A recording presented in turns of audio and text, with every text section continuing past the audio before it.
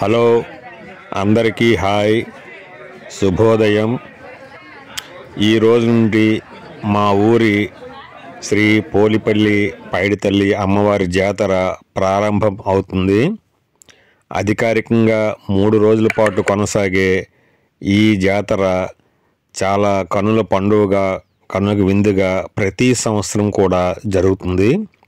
పోలిపల్లి పైడితల్లి అమ్మవారిని పోలిపల్లి పైడిమాంబ అని కూడా అంటుంటారు. ఈ దేవాలయము లేదా దీని యొక్క ప్రతిష్ట లేదా పుట్టు పూర్వోత్తరాలు గట్రా తెలుసుకోవాలనుకుంటే ఆలయ ప్రాంగణంలోనే ₹5, ₹10 చరిత్ర, ఈ దేవాలయం చరిత్ర సంబంధించిన పుస్తకాలు కూడా లభ్యమవుతాయి. మీరు అది కొనుక్కొని తెలుసుకోవచ్చు.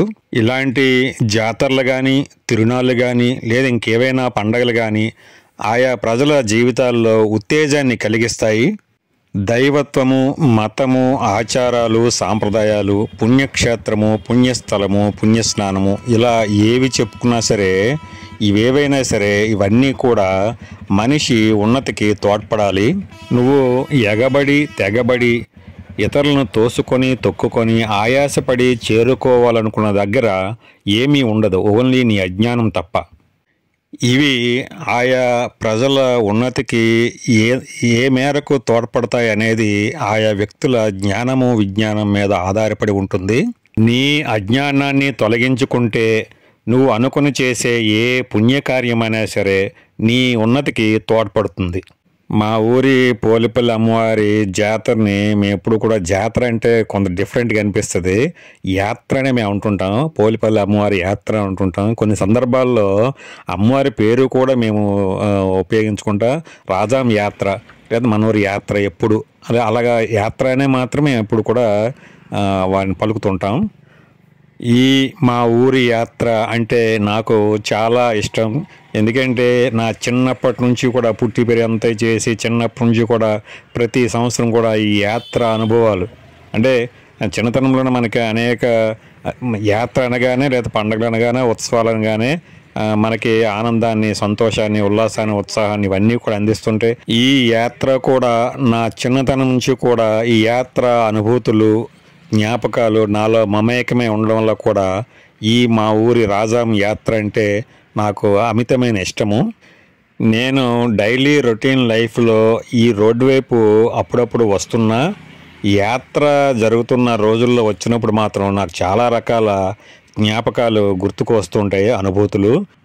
ఈ రోడ్డులోనే రాజాంలో ప్రసిద్ధి చెందిన RCM చర్చ్ ఉంది. మరియు ఈ చర్చికి ఆపోజిట్గా రాజాంలోనే చాలా కాలంగా ప్రజలకు సేవలు అందిస్తూ ఉన్న ప్రసిద్ధి చెందిన సెయింట్ ఆన్స్ హాస్పిటల్ కూడా ఉంది. చర్చ్ పక్కన RCM స్కూల్ ఉంటుంది. ఇవన్నీ కూడా ఎక్కువ విశాలమైన ప్రాంతాన్ని ఆక్రమించడం వల్ల ఎక్కువ రద్దీ, సాధారణంగా జనాభా రద్దీ తక్కువ ఉంటుంది. ఈ ప్రాంతంలో మా ఊరిలోని కొంతమంది మహిళలు, అంటే పండ్ల వ్యాపారం చేసే మహిళలు ఈ సపోటా పళ్ళని, సీతాఫలాల్ని ఆ చర్చ్ అలాగే హాస్పిటల్ కాంపౌండ్ వాళ్ళని ఆనుకొని రోడ్డు పక్కగా మట్టిలో ఈ పళ్ళని కావేసేవారు, అంటే మగ్గబెట్టేవారు. ఆ పక్కన మట్టిని తవ్వి పెద్ద బాణ లాంటి కుండలు అన్నమాట, పెద్ద కుండలు, ఆ కుండలు గట్ట అందులో పెట్టి చిన్నగా పొగపెట్టి పండ్లను మగ్గించి యాత్రకు సిద్ధం చేసేవారు ఒక వారం 10 రోజుల ముందు నుండి కూడా. ఇవన్నీ కూడా నాకు యాత్ర చూస్తుంటే ఇవన్నీ కూడా నాకు గుర్తుకొస్తుంటాయి. ఇది నా చిన్నప్పటి ఒక 20 సంవత్సరాల క్రితం వరకు ఉండే పరిస్థితి. అప్పటికి రాజాంపట్నంలో ఇలాంటి పండ్లు ఎక్కువగా డైలీ మార్కెట్లో లభ్యమయ్యేవి కావు. యాత్ర అనగానే, రాజాం యాత్ర అనగానే నాకు ఈ సీతాఫలము, సపోటా పళ్ళు వాళ్ళు కావేయడం ఇవన్నీ కూడా నాకు గుర్తుకొస్తుంటాయి. నేను స్కూలు విడిచిపెట్టిన తర్వాత, అంటే ముందు ఆదివారం, సోమవారం, మంగళవారం యాత్ర అవుతుంటుంది. శనివారం నాడే నేను సాయంత్రం స్కూల్ విడిచిపెట్టిన తర్వాత ఇంటి దగ్గర పుస్తకాలు పడేసి సాయంత్రం చూడడానికి సింగిల్గా కూడా వచ్చేసేవాడిని. అమ్మవారి వరకు అంత చిన్నవాడిని అయినప్పుడు కూడా అలా వచ్చేసేవాడిని. ఇవన్నీ కూడా నాకు కనిపిస్తూ ఉండేవి. అవన్నీ కూడా నాకు గుర్తుకొస్తుంటాయి అన్నమాట. ఇలాంటి చిన్ననాటి అనుభూతులు నాకే కాదు ప్రతి ఒక్కరికి కూడా ఇప్పటికీ ఎప్పటికీ కూడా అలాగా ఉంటాయని అనుకుంటుంటాను. రాజాం యాత్ర 2 కిలోమీటర్లకు పైగా మనకి కనిపిస్తూ ఉంటుంది. ప్రధానంగా బొబ్బిల్ సెంటర్ నుంచి అమ్మవారి గుడి దాటి కొంతవరకు కూడా ఈ యాత్ర ప్రభావం అనేది ఉంటుంది. మరియు మెయిన్ రోడ్డుకి కుడివైపు టెంపుల్ దగ్గర ప్రధాన గుడి దగ్గర మెయిన్ రోడ్డుకి కుడివైపు మనం బొబ్బిల్ సెంటర్ వైపు నుంచి గుడికి వెళ్తూ ఉంటే కుడివైపు విశాలమైన కొండంపేట వాస్తవుల యొక్క వ్యవసాయ భూమిలో ఏర్పాటు చేసిన అనేక ఎంటర్టైన్మెంట్ అంటే రంగుల రాట్నాలు కానీ, జెయింట్ వీల్స్ కానీ, ఇంకా అనేక మరి టాయ్ ట్రైన్స్ కానీ, ఇలాంటివన్నీ అక్కడ తినుబండారాలు కానీ అనేక రకాలన్నీ కూడా చాలా విశాలమైన ప్రదేశంలో ఏర్పాటు చేయబడి ఉంటుంది. అలాగే దానికి కొంచెం దూరం ఇంకా ఆ కొండంపేట ఊరు వైపుగా ఈ సాంస్కృతిక కార్యక్రమాలు నిర్వహించే స్టేజ్ డయాస్ గట్రా ఉంటుంది. ఇవన్నీ కూడా చాలా మంచి మంచి అనుభూతుల్ని మనకి మిగులుస్తూ ఉంటుందన్నమాట. ఈ వీడియో గత వారం రోజులుగా చిన్న చిన్న బిట్లుగా తీసి చేస్తున్నాను. రాజాం యాత్ర అనగానే సుదూర ప్రాంతాల నుంచి కూడా ఈ సర్కస్ వాళ్ళు కానీ, జెయింట్ వీల్స్ కానీ, రంగుల రాట్నాలు కానీ, లేదా అనేక చాలా ఇంకా వ్యాపారస్తులు కానీ, ఇతర ఐడల్స్ పిఓపి దీంతో చేసిన ఐడల్స్ తయారు చేసే విగ్రహాలు తయారు చేసేవాళ్ళు కానీ, లేదా ప్లాస్టిక్ బొమ్మలు, లేదా యాత్ర అనేక రకాల ఆట వస్తువులు, అనేక రకాల హోమ్ అప్లయన్సెస్, లేదా ఫ్లవర్ డెకరేటివ్ వస్తువులు ఇవన్నీ కూడా తయారు చేసి ఇక్కడ రాజాం యాత్రగా తెచ్చి అమ్మి జీవనం కొనసాగించే చాలామంది ఇలాంటి సంచార వర్తకులు చాలా సుదూర ప్రాంతాల నుంచి కూడా వారం రోజుల ముందు 10 రోజుల ముందు నుంచి కూడా వచ్చేస్తూ ఉంటారు. ఈ సంవత్సరం కూడా మన ఈ రాజాం యాత్రకి చాలామంది అలాంటి ఆశతో చిన్న మెరుగైన వ్యాపారం జరుగుతుంది, మెరుగైన ఆదాయం పొందగలుగుతామనే ఆశతో చాలా సుదూర ప్రాంతాల నుంచి ఇలాంటి జెయింట్ వీల్స్ కానీ, లేదా రంగుల రాట్నాలు కానీ, లేదా ట్రాంపోలిన్ లాంటివి కానీ, లేదా టాయ్ ట్రైన్స్ లాంటివి కానీ, ఇంకా అనేక చిల్డ్రన్ ఎంటర్టైన్మెంట్ కానీ, ఇలా తర్వాత సర్కస్ అటువంటి సంబంధించి కానీ, లేదా డెత్ వెల్ మనకదే చూడు మోటార్ సైకిళ్ళు కారులతోనే గట్రా పెద్ద ఆర్చిలా కట్టి ఆ గోడ మీద తిరుగుతుంటారు కదా చెక్క దీంతో, అలాగా అటువంటి కానీ ఇవన్నీ కూడా చాలామంది వచ్చి ఉన్నారు. ఇవే కాకుండా చాలా రకాల వస్తువులు, అనేక రకాల యాత్రా వస్తువుల షాపుల వరకు చాలామంది రోడ్డుకి ఇరువైపులో కూడా వచ్చేసి వాళ్ళు టెంట్లు గుడారాలు గట్టి వేసుకుని కూడా ఉన్నారు. మనము ఇలాంటి యాత్రల్ని చాలా ఎంజాయ్ చేస్తాము. కానీ ఆ యాత్రలకు వచ్చే ఈ మనని ఎంటర్టైన్ చేసే ఇలాంటి ఎవరైనా సరే రంగుల రాట్నాలు కానీ, జెయింట్ వీల్స్ కానీ, టాయ్ ట్రైన్స్ కానీ ఏవైనా సరే వాటిని తర్వాత అనేక ఉంటాయి. బ్రేక్ డ్యాన్స్ ఇవి సంబంధించిన రంగుల రాట్నాలు చాలా రకాలు ఉంటాయి. అవన్నీ కూడా ఒకసారి మీరు ఊహించుకోండి. అది మేనేజ్ చేస్తున్న వాళ్ళు, అవి రన్ చేస్తున్న వాళ్ళు ఎంతటి కష్టజీవులో ఒకసారి మీరు ఆ ప్లేస్లో ఉండి అర్థం చేసుకోండి. ఒక దగ్గర అది సెట్ చేయాలంటే ఎంత కష్టపడాలి, అవి ఎంత బరువు తెచ్చేదంటే ఏదో పెద్ద వాహనాలు వేసి తెచ్చిద్దాం, దాంట్లో ఎక్కించడానికి, దాన్ని దించడానికి, మళ్ళీ వాటిని బిగించడానికి, అలాగే ఇక్కడ తగినంత వాళ్ళకి ఎంత కష్టపడి ఒక వారం 10 రోజులుగా, ఇంకా కొన్ని సందర్భాలు 20 రోజుల ముందు కూడా రాజాం వచ్చే సందర్భాలు ఉన్నాయి. రాజాం యాత్రలో కొంచెం పెద్ద ఎక్విప్మెంట్ ఉన్న వాళ్ళు గట్రా. అలాగే తగినంత వాళ్ళకి ఆదాయం వస్తుందో లేదో తెలియదు. కుటుంబ పిల్లలు అందరూ కలిసి కుటుంబం అంతా కూడా వచ్చి అవన్నీ కూడా నిర్వహిస్తూ ఉండాలి. తర్వాత మళ్ళీ ఇంకో దగ్గరికి వెళ్ళాలి. ఇంకో దగ్గరికి ఎక్కడికి వెళ్ళాలి, ఎలాగ వాళ్ళకి ఆదాయం వస్తుంది, ఎంత వస్తుంది, ఏమొస్తుంది. కనుక ఇవన్నీ కూడా చాలా మనము వారి ప్లేస్లో కానీ మనం ఉండి ఇచ్చేస్తే మనకి చాలా కొంత హృదయం ఇదనిపిస్తుంది అన్నమాట. ఎంత చేసినా, ఎంత కష్టపడుతున్నా వాళ్ళ లైఫ్ అంతా కూడా సంచార జీవనమే. జీవిత సంతోషాలు కూడా అంతంత మాత్రమే. నేను ఈ మధ్యకాలంలో అంటే ఒకప్పుడు యాత్ర జరిగిన అన్ని రోజులు కూడా ఏదో ఒక రోజు మాత్రం వెళ్ళేవాళ్ళం మా కుటుంబ సభ్యులు, మా నాన్నగారి గట్రా. కానీ ఈ మధ్య ఏం చేస్తున్నానంటే నేను ప్రతిరోజు కూడా యాత్రకు వెళ్తున్నాను. ఆ యాత్ర ఇది చేస్తున్నాను. తర్వాత ఏవైనా సరే నాకు అంత ఆసక్తి లేకపోయినా సరే ఒక 2-3 సర్కస్లు ఉంటే కనీసం ఒక సర్కస్కైనా సరే నేల టికెట్కైనా సరే వెళ్తున్నాను. అంటే నేల ఉండట్లేదు, బెంచ్లు వేస్తున్నారు, బెంచ్లు ఉంటున్నాయి అనుకోండి. అంటే అలా వెళ్తున్నాను. మా ఊరి యాత్రలో కూడా కొన్ని రకాల గృహోపకరణ వస్తువులు, ఫన్నీ ఎంటర్టైన్మెంట్ వస్తువులు కూడా నేను కొంటుంటాను. గత 5-6 సంవత్సరాలుగా అయితే నేను యాత్రకు వచ్చినప్పుడు ఎక్కువ సమయాన్ని గడుపుతూ ఉంటాను. అంటే ఒకే దగ్గర ఎక్కువసేపు ఉండను, కానీ ఎక్కువ అటు ఇటు తిరుగుతుంటా, అన్నీ చూస్తుంటాను. మా ఊరి యాత్రలో నేను తినే తినుబండారాల గురించి మరి లెక్కే ఉండదు. మా పెద్దమామయ్య కూడా ఈ యాత్రలో గుడి దాటి కంచం రోడ్డు వైపు ఖర్జూరం శనగలు దుకాణం వేసేవాడు. మా ఊరి యాత్ర చాలా అందంగా ఉంటుంది, చాలా ఆనందాన్ని, సంతోషాన్ని అందిస్తుంది. మీరు కూడా ప్రయత్నం చేయండి. కనీసం మంగళవారం అయినా సరే ఉదయం వచ్చి సాయంత్రం నైట్ వరకు కూడా ఎంజాయ్ చేసే విధంగా ప్రయత్నం చేయండి. మీకు రోజంతా ఎంటర్టైన్మెంట్ ఇచ్చే విధంగానే ఈ యాత్ర అనేది కొనసాగుతూ ఉంటుంది. చవకగా అత్యంత అమితమైన ఎంటర్టైన్మెంట్ అందించే అంశాల్లో మా రాజాం యాత్ర ఒకటి. ఆ మధ్య ఒక సినీ ఫీల్డ్కి చెందిన ఒక వ్యక్తి ఒక మాట చెప్పాడు. 2 ఆలుమొగులు 2 పిల్లలు ఉంటే వాళ్ళు ఒక సినిమాకి వెళ్తే ఏవో లెక్కలు చెప్పారు. సినిమా టికెట్లో ఒకటి ఒక 300 రూపాయలను, ఏవో పాప్కార్న్ అది సంథింగ్ కూల్ డ్రింక్ ఏదైతే మొత్తం 1500తో నీకు తేలిపోతుంది. 1500తో 3 గంటల ఎంటర్టైన్మెంట్ ఏమున్నాయి అని సపోర్ట్ చేస్తూ సినిమా టికెట్ పెంచడం అనేది అలాంటివన్నీ సపోర్ట్ చేస్తూ ఒక మాట అన్నాడు ఆ సినీ ఫీల్డ్కి చెందిన వ్యక్తి. అతను దాంతో పోల్చుకుంటే అవే 1500 పెట్టారనుకోండి, పట్టుకుని వచ్చారనుకోండి, మీ ఆలు మొగలు 2 పిల్లలు రోజంతా కూడా 3 గంటలు 2 గంటలు 2.5 గంటలు కాదు, రోజంతా కూడా పూర్తి ఎంటర్టైన్మెంట్, మీకు చిరకాలం నిలిచి ఉండిపోయే జ్ఞాపకాలతో పూర్తి అంటే అది కూడా ఒరిజినల్స్తో, అన్ని ఒరిజినల్స్. సినిమా అదే డూప్ అనమాట. అందులో తెలుగు సినిమాలు మరీ డూపు. అన్నీ కూడా తొడకొడితే కుర్చీలు వచ్చేలాడు, కల్లారు చేస్తే ట్రైన్లు ఆగిపోవడాలు, ఎలాగంటే సుమోలు ఎగిరిపోవడాలు, ఇది అంతా డూప్ అనమాట సినిమా. 95% డూపులకి 1500 అలా లెక్క చెప్పాడు అనమాట.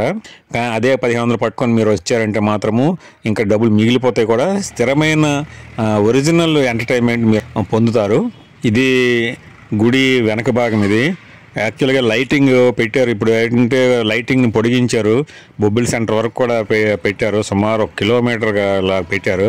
అలాగే వెనక వైపు కూడా హెచ్పి గ్యాస్ ఆఫీస్ వరకు కూడా లైటింగ్, ఈ మల్లిపందిరి లైటింగ్ పెట్టి ఉంటే చాలా బాగుండేది. నేను చాలా కాలంగా అనుకుంటున్నాను, కానీ వెనక వైపుని నిర్లక్ష్యం చేస్తున్నారు. ఈ మధ్యకాలంలో వెనక వైపు కూడా షాపులు ఎక్కువగా పెరుగుతున్నాయి. ఆ పెరిగే విధంగానే ఉండాలి. యాత్రని నిర్వహించే నిర్వాహకులు ఆ విధంగా ఉండాలి. సాధ్యమైనంత ఎక్కువ భక్తులు గట్టు వచ్చే విధంగా, సాధ్యమైనంత ఎక్కువ మందికి ఎక్కువ ఎంటర్టైన్మెంట్ అందించే విధంగా, ఎక్కువ మందికి ఉపాధి కల్పించే విధంగానే ఉండాలి. కనుక మరి ఏంటో వెనక వైపు లైటింగ్ పెట్టాలని అనుకున్నాం. వెనక వైపు కూడా అలాగే మల్లిపందిరి హెచ్పి గ్యాస్ ఆఫీస్ వరకైనా సరే కనీసం వేసి ఉంటే చాలా బాగుంటుంది.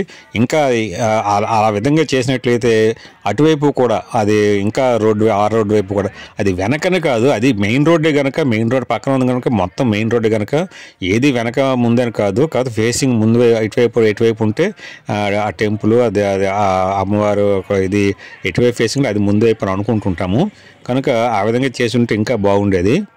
అమ్మవారి గుడి వెనక వైపు కుడివైపు, మెయిన్ రోడ్ కుడివైపుగా ఉండేది ప్రాంతం అంతా కూడా ఒకప్పుడు తోట ఉండేది, మామిడి తోట, అందులో ఉండేది. అలాగే దాన్ని మల్లయ్య గారి తోట. ఇదంతా కూడా ఈ షాపులు ఇవన్నీ కూడా ఒకప్పుడు తోటలాగా ఉండేది. మల్లయ్య గారి తోట ఏదనేవారు. మా సిస్టర్ వాళ్ళ ఫ్రెండ్స్ అందరు కలిసి ఒకసారి పిక్నిక్ వచ్చినప్పుడు నేను కూడా ఒకసారి వచ్చాను. ఇదంతా కూడా ఇక్కడ స్కూల్స్, ఈ విజయనగర్ నగర్ ఏదైతే ఏర్పడింది ఇదంతా కూడా తోటే. అలాగే ఈ బిల్డింగ్ ఒకటి అప్పుడు కూడా ఉండేది బిల్డింగ్. ఇదేదో మరి డ్రింక్స్ తయారు చేసే బాటిలింగ్ కంపెనీ మరి ఏంటో తెలియదు, అదే బిల్డింగ్ అనుకుంటున్నాను. అప్పటి సమాచారం, అప్పటి జ్ఞాపకాన్ని బట్టి ఇది రాజాం వాస్తవులది, ఎవరిదో షావుకారులది. ఇప్పుడు కూడా మరి ఏంటో బాటిల్స్ అలాంటి ప్యాకేజ్ అటువంటివన్నీ కనిపిస్తున్నాయి. మరి ఇప్పుడు ఏం చేస్తున్నారు, అది ఏంటి, దేనికి ఉపయోగిస్తున్నారు, అది ఏంటో ఇప్పుడు నాకు తెలియదు. అది ఇదంతా ఈ జ్ఞాపకాలు, ఈ పరిస్థితి అంతా కూడా 20-25 సంవత్సరాలు దాటి వెనకటి మాట ఇది. ఈ గుడి వెనక వేసే ఈ టెంట్ ఇదంతా కూడా భక్తుల యొక్క మొక్కుబడులు, కోడు గొడ్లు ఇటువంటివన్నీ ఉంటాయి. వాటికి సంబంధించి ఇక్కడ టెంట్ గట్ట వేశారు. పాత రోజుల్లో ఇటువంటి మొక్కుబళ్ళు గట్రా తీర్చుకోవడానికి రోడ్డు సైడ్నే చేసేవారు. చాలా అంటే అప్పటి దీన్ని బట్టి మరి అది అంతే. రోడ్డు అంతా కూడా ఈ కోడి బొచ్చు, కోడి వెంట్రుకలు ఇటువంటి వాటితో చాలా రోడ్ సైడ్లు అంతా సైడ్లు రోడ్డు మీద రోడ్డు కాకుండా రోడ్ సైడ్ అంతా కూడా అలాగా చాలా దీనిగా ఉండేది. ఇప్పుడు కొంతమంది ఏంటంటే ఎక్కువ మంది దగ్గర వరకు వచ్చేవారు. ఇప్పుడు కొంతమంది విలేజ్ రాజాము పోలిపల్లి అమ్మవారి యాత్ర లేదా పోలిపల్లి అమ్మవారి మొక్కుబడులు అనేవి రాజాము అనుకోండి చాలా ప్రాంతాల వరకు కూడా ఉంటుంది. చుట్టుపక్కల ఒక 2-3-4 మండలాలు ఏరియా అంటే దగ్గరగా ఎక్కువగా, ఇంకా కొంత దూర ప్రాంతం వాళ్ళు కూడా ఆ ప్రాంతం నుంచి వాళ్ళు మొక్కుంటుంటారు. ఇది నేను ఆల్రెడీ ఇదే యాత్ర అమ్మవారి యాత్ర గత 2023 సంబంధించి ఏదో ఒక యాత్ర వీడియో చేశాను. అందులో కూడా చెప్పాను, చూపించాను కూడా. అంటే వేరే ప్రాంతం వాళ్ళు కూడా చేస్తారు, కానీ ఇప్పుడైతే దగ్గర వరకు ఇప్పుడు ఎక్కువ మంది రావట్లేదు. వాళ్ళు అంటే మొక్కుబళ్ళు తీర్చుకోవడానికి యాత్ర చూడడానికి ఆ విధంగా వచ్చి ఉండొచ్చు, కానీ మొక్కుబళ్ళు గడ్డ తీర్చుకోవడానికి ఎంతవరకు రావట్లేదు. వాళ్ళ ఊరిలోనే ఈ గుడి ఉండే వైపు తిరిగి ఆ ఊరి చివర చెరువు దగ్గర లేకపోతే అక్కడ ఊరి చివర ఎక్కడ మన ఈ రాజాము గుడి అమ్మవారి గుడి ఉండే వైపు తిరిగి మొక్కుబళ్ళు గడ్డ తీర్చుకొని మళ్ళీ వాళ్ళ ఊరి దగ్గర ఇచ్చుకుంటున్నారు ఊరి చివర. ఒకప్పుడైతే రాజామేత్రకి నాటు బళ్ళు కట్టుకుని కూడా రాజామేత్రకు వచ్చేవారు. చాలా గ్రామాల నుంచి నాటు బళ్ళు కట్టుకుని వచ్చి రాజాము సంత మార్కెట్ ఉంటుంది, సంత మార్కెట్లో బస్ చేసి వండుకొని తిని అలాగే మళ్ళీ వెళ్ళేవారు నాటు బళ్ళు గూడు బళ్ళతో వచ్చి. కనుక అంటే అలాంటి ఇది కూడా ఉండేది. ఇప్పుడు ఈ దేవస్థానము ప్రభుత్వ పరము దేవాదాయ శాఖ తర్వాత అనేక రకాల సౌకర్యాలు ఇవన్నీ కూడా చాలా రకాల సౌకర్యాలు కల్పించబడుతున్నాయి. ఆ విధంగా అయింది. అలాగే ఊరు గట్ట పెరిగి రోడ్ సైడ్ గట్ట షాపులు ఇవన్నీ వెలిసిల్లు ఎక్కువయ్యాయి, గ్యాప్ ఎక్కువ లేదు. అసలు మొత్తం టౌన్ మొత్తం కలిసిపోయింది అన్నమాట. ఒకప్పుడైతే కొంచెం అక్కడక్కడ మాత్రం ఇల్లు ఉండేవి, చర్చి లేదా హాస్పిటల్, తర్వాత అక్కడ ఈ మడ్వల్స్ కాలేజ్ సబ్తిలాగా ఉండేవి. ఇప్పుడు మొత్తం కలిసిపోయే పాఠశాలలు అన్నీ వచ్చేసి ఇంకా గుడి దాటి కూడా మరొక 3 కిలోమీటర్ 4 కిలోమీటర్ ఊరికి పెరిగిపోయింది. కనుక మరి ఆ రోడ్ సైడ్ గట్ట ఇలాంటివి ఏమి మొక్కుబళ్ళు గట్ట లేవు. ఇంకా వెనక్కి ఇంకా జరుగుతుంది, ఇంకా కొంతమంది చేస్తున్నారు. మనం ఇప్పుడు ఈ ఎంటర్టైన్మెంట్ జరిగే ఏరియా గట్రా ఉంటుందని చెప్పాం కదా, ఆ ఏరియా గట్రా కొంతమంది ఈ మొక్కుబళ్ళు గట్రా తీర్చుకుంటుంటారు. ఎందుకంటే ఇక్కడ ఈ టెంట్ ఇవన్నీ ఏర్పాటు చేసినా అంత రద్దీ జనాలందరూ ఒకే దగ్గర ఉంటారు కాబట్టి కొంతమంది ఆ క్యూలో ఉండడం లేదా ఏదో ఉండటం ఇవి అలా ఇచ్చేయడానికి ఇంకా ఇచ్చేస్తుంటారు, సులభంగా అయిపోతుంది. ఊరి చివర చేస్తుంటారు, అంటే సైడ్ ఇంకా ఆ యాత్ర పరిసర ప్రాంతాల చివరిలో. ఈ వీడియో క్లిప్పు నేను శుక్రవారం తీసాను. అప్పటికి ఇంకా అమ్మవారు అంటే ఇచ్చేయరు, యాత్ర ప్రారంభించి అమ్మవారిని తీసుకురావడం అంటారు కదా, అది ఇంకా అప్పటికి అవ్వలేదు. శుక్రవారం కదా, గురువారం అనుకుంటాను, శుక్రవారం సప్తమి నాకు కరెక్ట్ గుర్తులేదు. క్లిప్పు ఇది అప్పటికి అది వెనక్కి ఇది కట్టేసి ఉంటుంది, ఒక కట్టెలా కట్టేసి ఉంటుంది ప్రధాన అమ్మవారిది. ఆల్రెడీ నేను ఈ వీడియో ప్రారంభం చూపించాను కదా, అది ఈరోజు తీసింది అనమాట. ఈరోజు ఉదయం తీశాను. ఇదంతా కూడా క్యూ లైన్ కాంప్లెక్స్ ఇది. నేను ముందుగా చెప్పినట్లుగానే మీరు ఏదైతే దైవత్వం అదే ఇచ్చే దీంతో ఎగబడి ఇది చేసి ఆయాసపడిపోయి ఆందోళన చెంది ఇది ప్రాణాలు కూడా కోల్పోతుంది ఎగబడిపోతూ ఉంటారో, ఏవైనా పుణ్యం కోసమో దేనికోసమో, అదంతా కూడా ఏదైనా సరే మీలోనే ఉంటుంది. అది అలాంటి ఇది అవసరం పని లేదు. క్యూ పద్ధతి గారిని పాటించి ప్రశాంతమైన మనసుతో కానీ మనం దేవుడిని గట్ట ఇచ్చేయాలి. అప్పుడు మీరు కోరుకున్న పుణ్యం గట్ట వస్తుంది. చూడండి, ఇలాంటి జాతరలు కానీ ఉత్సవాలు కానీ ఈ పండుగలు కానీ నిర్వహించే నిర్వాహకులు వాళ్ళందరూ కూడా ఎంత యాతన పడుతుంటారంటే సక్సెస్ అవ్వాలి. ఇక్కడ ఏంటంటే భక్తులకు ఆటంకం ఏర్పడకూడదు, గర్భగుడిలో ఎలాంటి యాత్రకి అవరోధం కలగకూడదని చాలా టెన్షన్ పడుతూ ఉంటారు. నిరంతరం కూడా పూర్తయినంత వరకు కూడా యాత్రా కాలం మొత్తం పూర్తయినంత వరకు కూడా అలాగ ఇదవుతుంటారు, అంతలాగా ప్రయత్నం చేస్తారు. గుడి బయట కూడా యాత్ర మొత్తం నిర్వహణ అంతా కూడా A to Z లైటింగ్ నుంచి తర్వాత ఆ ఎంటర్టైన్మెంట్ ఏరియా అంత లెక్క కూడా ఓన్లీ ఈ యాత్ర నిర్వాహకులు అంటే ఓన్లీ ఆ నిర్వహించే అధికారులు లేకపోతే వారసులు వీళ్ళు వాళ్ళని కాకుండా వాలంటీర్లు కానీ లేదా మున్సిపల్ కార్మికులు కానీ పోలీసు వారు కానీ ఇలాగ అనేక మున్సిపల్ కార్యాలయ సిబ్బంది కానీ అనేక రకాలు ఎవరెవరైతే ఇన్వాల్వ్మెంట్ ఉన్నారో అందరూ కూడా ఆ విధంగా ఎలాంటి అవాంఛనీయ సంఘటనలు గట్రా జరగకుండా సాఫీగా జరిగే విధంగా భక్తులకు ఆటంకం లేని విధంగా ఎక్కువ ఫిర్యాదులు గట్రా లేదా అలాంటి వ్యతిరేక భావం కలగకుండా ఉండే విధంగా చాలా ప్రయత్నం చేస్తూనే ఉంటుంటారు. ఎటొచ్చి అంతా యాత్ర లేదా ఉత్సవాలు లేదా ఇలాంటి తిరునాళ్ళు లేకపోతే ఇంకేవైనా సరే ఏవైనా జాతరలు కానీ సాఫీగా జరగాలంటే ప్రజల్లోనే ప్రధానంగా ఉంటుంది.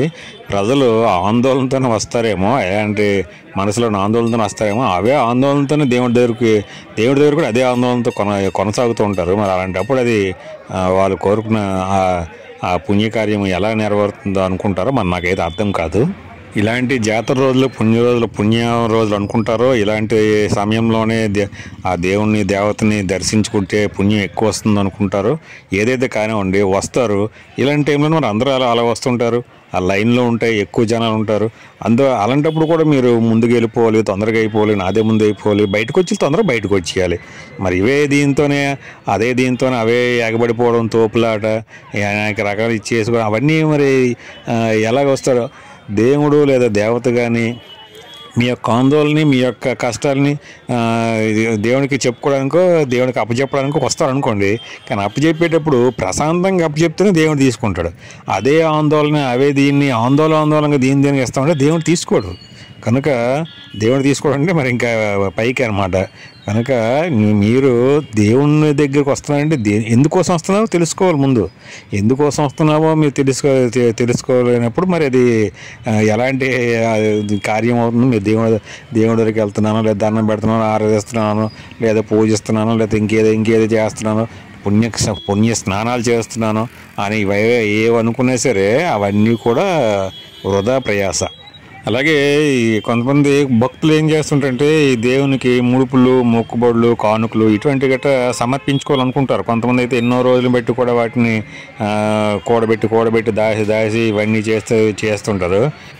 అలాంటి ముడుపులు, కానుకలు ఇటువంటి ఏవైనా సరే తప్పనిసరిగా ఇలాంటి సందర్భాలు ప్రధానంగా ఇలాంటి యాత్ర సందర్భం తప్పనిసరిగా దేవుని యొక్క హుండీల్లోనే వేయాలి. పూజారుల చేతుల్లోనో పూజారుల పల్లెంలోనో కాదు.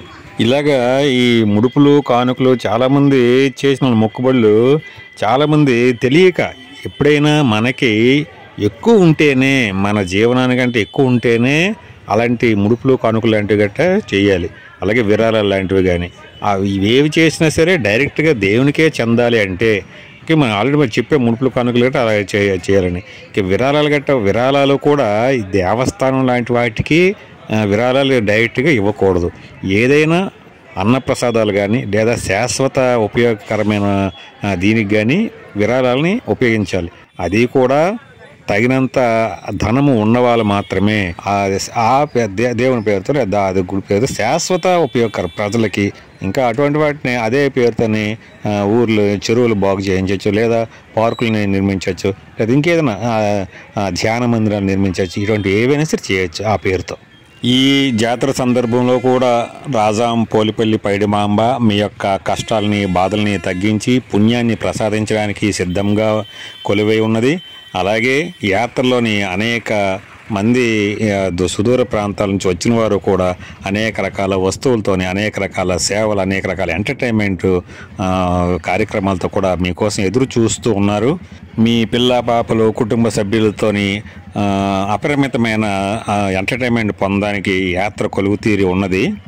ఏదో అమ్మవారి పేరుతో మొక్కుబడిగా ఆదరాబాదరగా ఇటక్కాలు అదొకాలు ఇండోకాలుస్తున్న తొందరగా వెళ్ళిపోవాలి అలాంటి దీంతో కాకుండా ప్రశాంతమైన మనసుతో ఈ పోలిపల్లి అమ్మవారి జాతరను ఆస్వాదించే ఉద్దేశంతో ఈ 4 రోజులు ఆదివారం, సోమవారం, మంగళవారం, బుధవారం కూడా ఈ జాతర అనేది జరుగుతూ ఉంటుంది.